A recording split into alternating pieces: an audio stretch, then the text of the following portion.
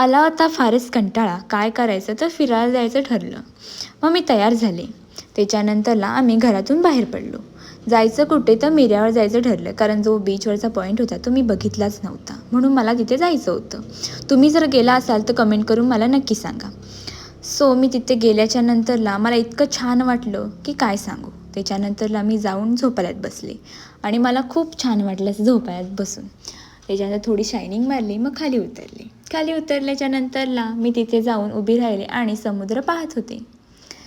त्याच्यानंतरला मला खेकडे दिसले, ते मला बघूनच पळत होते. असो, त्याच्यानंतर संध्याकाळचा व्ह्यू इतका छान होता काय सांगू, की मला खरंच खूप छान वाटलं, कारण तिथे कोणीच नव्हतं, आम्ही फक्त 3घच जण होतो. वाव, छान वाटलं. त्याच्यानंतरला आम्ही मांडवीत गेलो.